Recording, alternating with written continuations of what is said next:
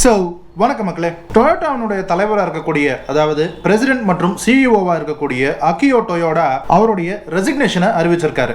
வர்ற ஏப்ரல் 1ஆம் தேதியிலிருந்து தான் பிரசிடென்ட் அண்ட் சிஇஓல இருந்து ஸ்டெப் டவுன் பண்ண போறதாகவும் 13 வருஷம் சிஇஓவா இருந்ததுக்கு அப்புறமா டொயோட்டாவுடைய சிஇஓ ஆகிறதுக்கு லெக்ஸஸை ஹெட் பண்ற கோஜி சாட்டோ அப்படிங்கிறவரை தன்னுடைய சிஇஓ போஸ்ட்டுக்கு ரெக்கமெண்ட் பண்ணிட்டு ரிசைன் பண்றாரு. சரி, திடீர்னு அகியோ டொயோடா ரிசைன் பண்ணணும், தன்னுடைய சிஇஓ போஸ்ட்டை அவருடைய மகன் டைசுகி டொயோட்டாவுக்கு ஏன் கொடுக்காம ஒரு எம்ப்ளாயியா இருக்கக்கூடிய கோஜி சாட்டோக்கு ஏன் கொடுக்கிறாரு? என்னுடைய சக்சஸரா வரக்கூடியவர் என்ன மாதிரி இருக்கக்கூடாது அப்படின்னு அகியோ டொயோடா ஏன் சொன்னாரு? அண்ட் இந்த சிஇஓ மாற்றத்தினால டொயோட்டால என்னென்ன ஃபியூச்சர் சேஞ்சஸ் வரக்கூடும் அப்படிங்கறத பத்தி தான் இந்த வீடியோல பார்க்க போறோம். அகியோ டொயோடாவுக்கு 66 வயசாகுது. அண்ட் கடந்த 13 வருஷமா அதாவது 2009ல இருந்து டொயோட்டாவினுடைய பிரசிடென்ட் மற்றும் சிஇஓவா இருந்துட்டு வராரு. அவர் பார்த்துட்டு வந்த பிரசிடென்ட் மற்றும் சிஇஓ பொறுப்புல இருந்து தன்னைத்தானே ஸ்டெப் டவுன் பண்ணிக்கிறாரு அகியோ டொயோடா. ஆனா இதுல முக்கியமான விஷயம் என்னன்னா, அவர் டொயோட்டாவை விட்டு முழுமையா வெளியேறல. இந்த அறிவிப்பு உலக அளவுல கார் மேக்கர்ஸ் கிட்டையும் கார் கிரிட்டிக்ஸ் கிட்டையும் ஒரு பெரிய ஷாக்க கிரியேட் பண்ணிருக்கு. ஆக்சுவலா பார்த்தோம் அப்படின்னா அகியோ டொயோடா ஒன்னும் இதை ரொம்ப சடனா முடிவு பண்ணி டக்குன்னு ஒரு அறிவிப்பை கொடுக்கல. 2022 ஜூன் மாசமே அவர் பங்கேற்ற ஒரு இன்டர்வியூல உங்களுடைய ஃபியூச்சரை பத்தி நீங்க என்ன நினைக்கிறீங்க அப்படின்னு கேட்டதுக்கு, நான் என்னுடைய ரிட்டையர்மெண்ட்டை பத்தி யோசிச்சுக்கிட்டு இருக்கேன், அதோட என்னுடைய சக்சஸர் அடுத்து வரக்கூடிய தலைவர் யாரு அப்படிங்கறத பத்தியும் யோசிச்சுக்கிட்டு இருக்கேன் அப்படின்னு அந்த இன்டர்வியூல பதிவு செஞ்சிருக்காரு. சோ இப்போ அவர் ரிசைன் பண்றேன் அப்படின்னு சொன்ன இந்த நியூஸ் அந்த அளவுக்கு ஒரு பெரிய ஷாக் இல்ல அப்படின்னு தான் நான் நினைக்கிறேன். சரி, இந்த நியூஸ் ஏன் இந்த கார் இண்டஸ்ட்ரியில எவ்வளவு பெருசா பேசப்படுது? ஏன்னா உலகத்திலேயே டொயோட்டா தான் நம்பர் 1 கார் செல்லர். அதாவது உலகத்திலேயே அதிக நம்பர் ஆஃப் கார்ஸ் செல் பண்றது டொயோட்டா தான். முதல்ல இந்த அகியோ டொயோடா யாரு? டொயோட்டா நிறுவனத்தினுடைய ஃபவுண்டரான கிச்சிரோ டொயோட்டானுடைய பேரன் தான் இந்த அகியோ டொயோடா. அகியோ டொயோடா கடந்த 2009 ஜூன் மாசத்துல இருந்து சிஇஓவா இருந்து வந்தாரு டொயோட்டா நிறுவனத்துக்கு. அதுக்கு முன்னாடி தன்னுடைய தந்தையும் அதற்கு முன்னாடி தன்னுடைய தாத்தாவும் வகித்து வந்த பதவியில அகியோ டொயோடா அவங்களுடைய கால் தடத்தை அந்த அளவுக்கு ஃபாலோ பண்ணாம ஒரு டிஃபரெண்ட் அப்ரோச்சை முன்னெடுத்தாரு. அவரோட அப்பா தாத்தாவை விட அவர் கொஞ்சம் டிஃபரெண்டா இருந்ததுக்கான முக்கிய காரணம்னு பார்த்தோம்னா, அவர் அப்ராட்ல போய் படிச்சது ஒரு முக்கிய காரணமா இருக்கலாம். காம்படிட்டிவான கார்ஸை பில்ட் பண்ணும் அப்படிங்கிற அவருடைய ஐடியா இருக்கலாம். அண்ட் முக்கியமா ஜாப்பனீஸ்னுடைய லீடர்ஷிப் ஸ்டைல்ல இருந்து ரொம்பவே அவர் மாறுபட்டு இருந்தார். அகியோ டொயோடா பிரசிடென்ட் அண்ட் சிஇஓ ஆன உடனே அவர் செஞ்ச முதல் வேலையே போர்ட் ஆஃப் டைரக்டர்ஸை பாதியா குறைச்சார். அதோட டொயோட்டானுடைய மேனேஜ்மெண்ட்ல இருந்த நிறைய லேயர்ஸை ரிமூவ் பண்ணார். அதோட டொயோட்டா போயிட்டு இருந்த பாதையே கொஞ்சம் மாத்தினார். ஏன்னா டொயோட்டா முதல்ல குவான்டிட்டி அப்படிங்கிற பாதையை நோக்கி போயிட்டு இருந்தாங்க. அதுல இருந்து குவாலிட்டி அப்படிங்கிற பாதையில டொயோட்டாவை செலுத்தினாரு அகியோ. அதன் மூலமா தொடர்ச்சியான ப்ராஃபிட்ஸை அடைய முடியும் அப்படின்னு ரொம்பவே நம்பினாரு அகியோ. அவருடைய முக்கியமான மோட்டோவா இருந்தது குவாலிட்டியான கார்ஸை மக்களுக்கு டெலிவர் பண்ணணும் அப்படிங்கிறது தான். நம்பர் 1 இருக்கிறத பத்தி அவர் என்னைக்குமே கவலைப்பட்டதே கிடையாது. ஆனா ஒரு விஷயத்தை எடுத்தோம் அப்படின்னா அதை சரியா செய்யணும் அப்படிங்கிறதுல அவருடைய முழு எண்ணத்தையும் வச்சிருந்தார். அவரோட மோட்டோவா இருந்ததே make best cars, money will follow. அதாவது நல்ல தரமான கார்களை தயாரிப்போம், பணம் தானா வரும் அப்படிங்கிறது தான். அவருடைய இந்த ஐடியாவும் இந்த ஸ்ட்ராட்டஜிஸ் எல்லாமும் சேர்ந்து டொயோட்டாவை கடந்த 8 வருஷத்துக்கு முன்னாடி உலக அளவில் நம்பர் 1 டாப் செல்லரா மாத்திச்சு. சரி, இப்போ சடனா அவர் ரிசைன் பண்றதுக்கான காரணம் என்ன அப்படின்னு பார்த்தோம்னா, இது நம்ம ஒரு தொடர்ச்சியான சம்பவங்களை வச்சுதான் பார்க்க முடியும். ஏன்னா இது முதல்ல ஆரம்பிச்சது போர்ட் ஆஃப் டைரக்டர்ஸ்னுடைய சேர்மனா இருக்கக்கூடிய டக்கிஷி உச்சியமோடா அப்படிங்கிறவரு, நான் போர்ட் ஆஃப் டைரக்டர்ஸ்னுடைய சேர்மன் பதவியில இருந்து இறங்கி ஒரு ரெகுலர் போர்ட் மெம்பரா மட்டுமே இருக்க போறேன் அப்படின்னு அறிவிச்சார். சோ இப்போ டக்கிஷினுடைய ரெசிக்னேஷன் டொயோட்டால ஒரு ஸ்ட்ரக்சரல் சேஞ்சை உண்டாக்கிச்சு. அப்போ அகியோ டொயோடா சொன்னது, நானே போர்ட் ஆஃப் டைரக்டர்ஸ்னுடைய சேர்மனா இருக்கிறது தான் டொயோட்டானுடைய டிரான்ஸ்ஃபர்மேஷனுக்கு நல்லது அப்படின்னு ஃபீல் பண்ணாரு. அது கூட தன்னுடைய சப்போர்ட்டுக்காக ஒரு பிரசிடென்ட்டையும் நியமிக்கிறதா சொன்னாரு. அந்த பிரசிடென்ட் தான் கோஜி சாட்டோ. டொயோட்டா உலக அளவுல எவ்வளவு பெரிய பிராண்ட் அப்படின்றது நமக்கு தெரியும். ஆனா அது ஒரு ஃபேமிலி பிசினஸா தான் இப்போ வரைக்கும் இருந்துட்டு இருக்குன்றது உங்களுக்கு தெரியுமா? ஏன் அப்படி சொல்றேன்னு பாக்குறீங்களா? இதுக்கு முன்னாடி பிரசிடென்ட் சிஇஓஸா இருந்தவங்க யாருன்னு நீங்க பாத்தீங்கன்னா அப்போ உங்களுக்கு அது புரிய வரும். முதல்ல டொயோட்டா கம்பெனியை ஆரம்பிச்சவர் கிச்சிரோ டொயோடா. அதுக்கப்புறம் அவருடைய கசினா இருக்கக்கூடிய இஜி டொயோடா தலைவரானாரு. இஜி டொயோடாவுக்கு அப்புறமா கிச்சிரோ டொயோடானுடைய முதல் மகன் டட்சுரோ டொயோடா தலைவரானாரு. அவருக்கு அப்புறமா அவருடைய தம்பி ஷாய்ச்சிரோ டொயோடா தலைவரானாரு. அவருக்கு அப்புறமா தான் அகியோ டொயோடா தலைவரானார். சரி, அவங்க குடும்பத்திலிருந்து மட்டுமே தலைவர்கள் வந்துகிட்டு இருந்த இந்த டொயோட்டா கம்பெனில அகியோ டொயோடா ஏன் ஒரு மாற்றத்தை கொண்டு வந்திருக்கிறாரு? அக்கியோ டொயோடாவுக்கு வாரிசு இல்லையா அப்படின்னு கேட்டீங்கன்னா இருக்கு. அக்கியோ டொயோடாவுக்கு ஒரு பையன் ஒரு பொண்ணு இருக்காங்க. டைசுகி டொயோடா அப்படின்ற பேர் கொண்ட அவருடைய மகன் டொயோட்டாவுடைய ஒரு சப்சிடரி கம்பெனியான ஓவன் பிளானட் அப்படின்ற கம்பெனிக்கு ஃபவுண்டர் மற்றும் சீனியர் வைஸ் பிரசிடென்ட்டா இருந்துட்டு வராரு. ஓவன் பிளானட் அப்படின்ற கம்பெனி செல்ஃப் டிரைவிங் கார்ஸுக்கான டெக்னாலஜியை பில்ட் பண்ணிட்டு வராங்க. அதோட டைசுகி டொயோட்டா ஓவன் ஆல்பா அப்படின்ற கம்பெனிக்கும் ஒரு டைரக்டரா இருந்துட்டு வராரு. இந்த ஓவன் ஆல்பா அப்படின்ற கம்பெனி தான் டொயோட்டா ஓவன் சிட்டி அப்படின்ற ஒரு ஸ்மார்ட் சிட்டியை பில்ட் பண்ணிட்டு இருக்காங்க. இது ஜப்பான்ல ஷிசுவோகா அப்படிங்கிற ஒரு இடத்துல ஒரு ஸ்மார்ட் சிட்டியை டொயோட்டா பில்ட் பண்ணிட்டு இருக்கு. அதுக்கு இன்சார்ஜாவும் டைசுகி டொயோட்டா தான் இருந்துட்டு வராரு. ஒட்டுமொத்த கார் இண்டஸ்ட்ரியை எதிர்பார்த்தது அக்கியோ டொயோடாவுக்கு அப்புறமா டைசுகி டொயோட்டா டொயோட்டானுடைய தலைவர் ஆவாரு அப்படின்னு. ஆனா அது நடக்கல. அக்கியோ டொயோடா கோஜி சாட்டோ கிட்ட ஒப்படைச்சிருக்காரு. கோஜி சாட்டோ யாரு? அவருடைய பேக்ரவுண்ட் என்னன்னு கேக்குறீங்களா? கோஜி சாட்டோ தான் டொயோட்டானுடைய லக்ஸரி பிராண்டான லெக்ஸஸ்னுடைய தலைவரா இருக்காரு. அதோட டொயோட்டானுடைய ரேசிங் டீமான காசு ரேசிங்குக்கும் அவர் தான் தலைவரா இருக்காரு. கோஜி சாட்டோனுடைய எஜுகேஷன் பேக்ரவுண்ட் பார்த்தோம் அப்படின்னா டீசல் இன்ஜின் கம்பஷனை பத்தி படிச்சுட்டு 1992ல டொயோட்டாவில் ஜாயின் பண்ணாரு. அதுக்கப்புறம் 25 வருஷத்துக்கு டொயோட்டானுடைய பல படிநிலைகளில் வேலை செஞ்சவர் 2016ல லெக்ஸஸ்னுடைய தலைவரா பதவி உயர்வு பெற்றாரு. கோஜி சாட்டோவை ஏன் பிக் பண்ணீங்க அடுத்த சிஇஓவா இருக்கிறதுக்கு அப்படின்னு அக்கியோ டொயோடா கிட்ட கேட்டதுக்கு, சாட்டோ ரொம்பவே ஒரு ஹார்ட் ஒர்க்கிங் பர்சன், அதோட டொயோட்டானுடைய பிலாசபியை கரைச்சு குடிச்சவர் அப்படின்னு சொல்றாரு அக்கியோ. அதோட தன்னை போலவே சாட்டோவுக்கும் கார்ஸை பில்ட் பண்றதுல ஒரு அபரிவிதமான காதல் இருக்கு அப்படின்னு. அதோட கோஜி சாட்டோவுக்கு சரியான எக்ஸ்பீரியன்ஸும் சரியான ஏஜும் இருக்கு ஒரு சிஇஓ ஆகிறதுக்கு அப்படின்னு அக்கியோ ஃபீல் பண்றாரு. அதோட பவர் ட்ரெயின்ல அவருக்கு இருக்கிற எக்ஸ்பீரியன்ஸ் ஒரு சிஇஓவா இருக்கிறதுக்கு அடுத்து வரக்கூடிய டெக்னாலஜிக்கல் அட்வான்ஸ்மெண்ட்ஸை சரியான வழியில டொயோட்டாவை எடுத்து நடத்துறதுக்கு கரெக்டா இருக்கும் அப்படின்னு அக்கியோ ஃபீல் பண்றாரு. அதோட சாட்டோவால நல்ல ஒரு ஃப்ரெஷ்ஷான ஐடியாஸ் கொடுக்க முடியும், டொயோட்டாவை ஒரு கிரீன் எனர்ஜி பாத்துல கொண்டு போக முடியும் அப்படின்னு அக்கியோ டொயோடா ரொம்பவே நம்புறாரு. அதோட அக்கியோ டொயோடா பர்சனலா போய் சாட்டோ கிட்ட சொல்லியிருக்காரு, நீங்க என்ன மாதிரி இருக்காதீங்க, பி யுவர் செல்ஃப் அப்படின்னு சொல்லியிருக்காரு. முடிவெடுக்கிறதுல உங்க தனித்தன்மையை விட்டுறாதீங்க அப்படின்னும், அதோட கம்பெனியை தனியாளா நடத்தாதீங்க, ஒரு டீமா ரன் பண்ணுங்க, அதுதான் டொயோட்டாவை வளர்ச்சி பாதையில கொண்டு போகும் அப்படின்னும் அக்கியோ டொயோடா அட்வைஸ் கொடுத்திருக்காரு. அதோட அந்த டீமை நல்லா டைவர்ஸா திங்க் பண்ணக்கூடிய மக்களை வச்சு அந்த டீமை உருவாக்குங்க. ஆனா அவங்களுடைய கோல் ஒன்னா இருக்கணும். அப்பதான் அந்த கோலை நோக்கி எல்லாரும் சேர்ந்து உழைக்க முடியும் அப்படின்னு அக்கியோ சொல்லியிருக்காரு. அக்கியோ டொயோடா இவ்வளவு அட்வைஸ் கொடுக்கறதுக்கு என்ன காரணம்னு பார்த்தோம்னா, கடந்த சில காலமா டொயோட்டா ரொம்பவே நிறைய கிரிட்டிசிசத்தை சந்திச்சுட்டு வராங்க. ஆல்மோஸ்ட் எல்லா கார் பிராண்ட்ஸுமே ஈவிக்கு டிரான்சிஷன், அதாவது பேட்டரி எலக்ட்ரிக் வெஹிக்கிளுக்கு ஃபுல்லா டிரான்சிஷன் ஆறது தான் இந்த பொல்யூஷன், இந்த என்விரான்மெண்டல் ஃப்ரெண்ட்லியான விஷயத்துக்கு ஒரு சொல்யூஷன் அப்படின்னு நம்பும் போது டொயோட்டா அதுக்கான காலம் இன்னும் வரல அப்படின்றத ரொம்ப ஸ்ட்ராங்கா நம்பினாங்க. ஸோ அவங்களுடைய இந்த கருத்துக்கு எதிராக நிறைய கிரிட்டிசிசம் எழுந்தது. டொயோட்டா ஏன் அப்படி நம்பினாங்க அப்படின்னா, அவங்க நிறைய ஆல்டர்னேட்டிவ்ஸை ட்ரை பண்ணணும்னு நினைச்சாங்க. இந்த ஈவி மட்டுமே ஒரு நல்ல தீர்வா அமையாது, இந்த ஹைபிரிட்ஸ், ஹைட்ரஜன் ஃபியூல் செல் எல்லாம் நம்ம எக்ஸ்ப்ளோர் பண்ணணும் அப்படின்னு டொயோட்டா ரொம்ப ஸ்ட்ராங்கா நம்புறாங்க. இதனால தான் உலக அளவில் நிறைய ஆர்கனைசேஷன்ஸ் டொயோட்டாவை இன்னைக்கு வரைக்குமே கூட கிரிட்டிசைஸ் பண்ணிட்டு வராங்க. இந்த மாதிரி விமர்சனங்களுடைய உச்சமா பார்த்தோம் அப்படின்னா, போன நவம்பர்ல நடந்த நாஸ்கார் சாம்பியன்ஷிப் இருக்கு இல்லையா, அதுல பப்ளிக் சிட்டிசன் அப்படிங்கிற ஆர்கனைசேஷன் ஒரு ஏரோப்ளேன்ல ஒரு பேனரை கட்டி அந்த ரேஸ் ட்ராக் மேல பறந்து மக்கள் பார்க்கிற மாதிரியான அந்த பேனரை டிஸ்ப்ளே பண்ணாங்க. அந்த பேனர்ல என்ன எழுதியிருந்தது தெரியுமா? Want exciting drive electric, want boring drive Toyota அப்படின்னு எழுதியிருந்தது. அதாவது உங்களுக்கு எக்ஸைட்டிங்கா உணர்ச்சி தழும்ப வண்டி ஓட்டணும் அப்படின்னு ஆசையா இருந்ததுன்னா எலக்ட்ரிக் கார் வாங்குங்க. உங்களுக்கு போரான ஒரு சோம்பேறித்தனமான ஒரு அவுடேட்டடான ஒரு டிரைவிங் எக்ஸ்பீரியன்ஸ் வேணும் அப்படின்னா டொயோட்டா வாங்குங்க அப்படிங்கிற அர்த்தத்துல அந்த பேனரை டிஸ்ப்ளே பண்ணியிருந்தாங்க. இந்த பேனரை டிஸ்ப்ளே பண்ணது மூலமா ரொம்பவே டொயோட்டாவை அப்பட்டமா கலாய்ச்சிருந்தாங்க அந்த பப்ளிக் சிட்டிசன் ஆர்கனைசேஷன். இந்த மாதிரி கிரிட்டிசிசத்துக்கெல்லாம் டொயோட்டானுடைய ரெஸ்பான்ஸ் என்ன தெரியுமா?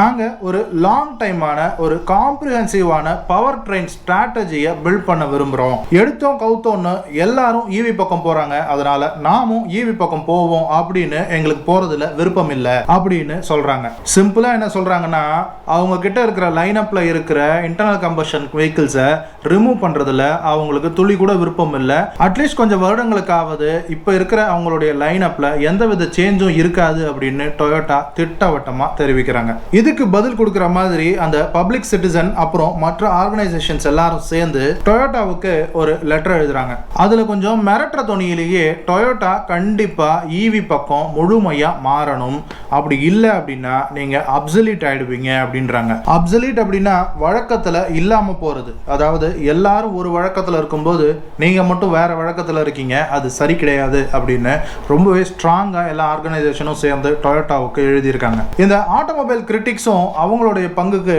இந்த கார்பன் எமிஷன்ஸ்ல குறைக்கிறதுல டொயோட்டா ரொம்பவே ஸ்லோவா இருக்கு அப்படின்னு கமெண்ட் கொடுத்திருக்காங்க. அண்ட் என்விரான்மெண்ட்டுக்கும் கிளைமேட்டுக்கும் டொயோட்டா ஒரு வில்லனா இருக்காங்க அப்படின்னு விமர்சிச்சிருக்காங்க. ஆனா அவங்க எல்லாருமே ஒரு மாயையை நம்பிக்கிட்டு இருக்காங்க. இந்த எலக்ட்ரிக், இந்த பேட்டரி எலக்ட்ரிக் வெஹிக்கிள்ஸ் எல்லாம் தான் நம்ம எர்த்தை, நம்ம பிளானட்டை காப்பாற்ற போகுது அப்படின்னு ரொம்பவே ஒரு மித்த நம்பிக்கிட்டு இருக்காங்கன்னு தான் சொல்லணும். ஆனா ரியாலிட்டி என்னன்னு பார்த்தோம் அப்படின்னா இந்த ஈவி வெஹிக்கிள்ஸ் எல்லாம் ரொம்பவே ஒரு மைனர் பர்சன்டேஜை தான் இந்த கிளைமேட் சேஞ்சில், இந்த என்விரான்மெண்டல் ஃப்ரெண்ட்லி அப்படின்ற விஷயத்தில் அதனுடைய பங்கை கொடுக்க போகுது. ரொம்ப பெரிய மாற்றத்தை ஒன்றும் இந்த ஈவிஸ் கொண்டு வந்துடாது அப்படிங்கிறது தான் இதில் நிதர்சனமான உண்மையாக இருக்கு. கிரீன் பீஸ் அப்படிங்கிற ஜெர்மனியில் இருக்கிற நியூஸ் கம்பெனி டீகார்பனைசேஷனை பொறுத்த வரைக்கும் உலகத்திலேயே டொயோட்டா தான் ஒர்ஸ்ட் கம்பெனி அப்படின்னு ரேங்கிங் கொடுத்துருக்காங்க. அதோட டொயோட்டா அடுத்த வர வருடங்களில் 63 மில்லியன் டீசல் மற்றும் பெட்ரோல் கார்களை தயாரிக்க போறாங்க. அது குளோபல் ஹீட்டுக்கு ரொம்ப ஒரு பெரிய கான்ட்ரிபியூஷனா இருக்க போகுது அப்படின்னு கிரீன் பீஸ் குற்றம் சாட்டுறாங்க. சரி, டொயோட்டானுடைய பழைய டெக்னாலஜி பழைய கார்ஸுக்கு தான் இந்த பிரச்சனை அப்படின்னா இல்ல, புது கார்ஸுக்கும் இந்த கிரிட்டிசிசத்தை முன்வைக்கிறாங்க. இப்போ ரீசெண்டாக டொயோட்டா பிரயஸ் அப்படின்ற வெஹிக்கிள் அதனுடைய நியூ ஜெனரேஷனை குளோபல் லெவலில் லான்ச் பண்ணியிருக்காங்க. அதை கிரிட்டிக்ஸ் என்ன சொல்லியிருக்காங்க தெரியுமா? பெஸ்ட் சிடி பிளேயர் இந்த டவுன்லோட் வேர்ல்ட் அப்படின்னு சொல்லியிருக்காங்க. அதாவது இன்னைக்கு இருக்கக்கூடிய நம்ம இன்டர்நெட் டவுன்லோட் உலகத்தில் சிடி பிளேயர் நம்ம யாரும் யூஸ் பண்ணுறது இல்லைல்ல, அதை வச்சு சொல்லியிருக்கிறாங்க.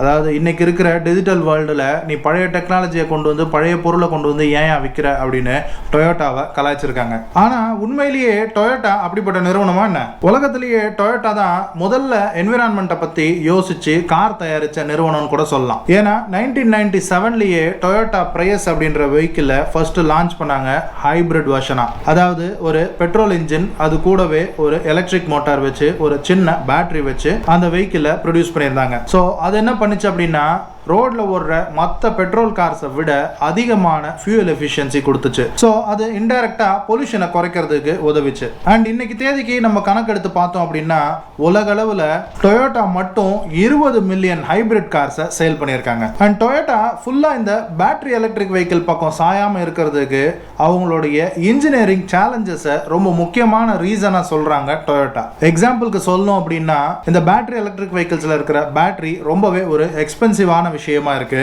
அப்புறம் இந்த பேட்டரி சார்ஜ் ஆகிறதுக்கு ரொம்ப நேரம் எடுத்துக்குது. அதோட ரொம்ப முக்கியமா இப்போ அந்த ரேஞ்ச் ஆங்ஸைட்டின்றது மக்கள் மத்தியில ரொம்ப ஒரு பெரிய பிரச்சனையா இருக்கு இந்த ஈவி வெஹிக்கிள்ஸ்ல. ஆனா டொயோட்டானுடைய இந்த இன்ஜினியரிங் சேலஞ்சஸ்க்கெல்லாம் கார் இண்டஸ்ட்ரி ஒரே ஒரு விஷயத்தை தான் திருப்பி திருப்பி சொல்றாங்க, பேட்டரி டெக்னாலஜி இம்ப்ரூவ் ஆயிட்டு இருக்கு. கடந்த 10 வருஷத்துல பாத்தீங்க அப்படின்னா பேட்டரி டெக்னாலஜி இங்க இருந்து இது வரைக்கும் நல்ல ஒரு இம்ப்ரூவ்மெண்ட் ஸ்கேல்ல இருக்குது அப்படின்றாங்க. சரி, ஓகே, டொயோட்டா என்ன 100% இந்த எலக்ட்ரிக் ஈவி வெஹிக்கிள்ஸை எதிர்க்கிறாங்களா என்ன?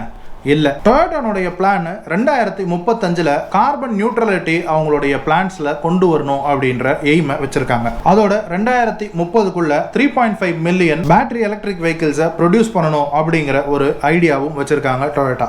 ஆனா அதே நேரத்துல இந்த பேட்டரி எலக்ட்ரிக் வெஹிக்கிள்ஸ்ல எவ்வளவு இன்வெஸ்ட் பண்றோமோ அதுக்கு ஈக்குவலா நம்ம ஹைபிரிட்ஸ்லையும் இந்த ஹைட்ரஜன் ஃபியூயல் செல் வெஹிக்கிள்ஸ்லையும் இன்வெஸ்ட் பண்ண போறோம் அப்படின்னு டொயோட்டா திட்டவட்டமா தெளிவா இருக்காங்க. அவங்களுக்கு ஃபுல் இன்வெஸ்ட்மெண்ட்டை தூக்கி எலக்ட்ரிக் வெஹிக்கிள்ஸ்ல போடுறதுல இஷ்டமே இல்லை. அதுக்கு டொயோட்டா என்ன சொல்றாங்க அப்படின்னா இந்த பேட்டரி எலக்ட்ரிக் வெஹிக்கிள் அப்படின்ற கான்செப்ட் ஒரு ஆன் ப்ரூவிங் ஆன டெக்னாலஜி.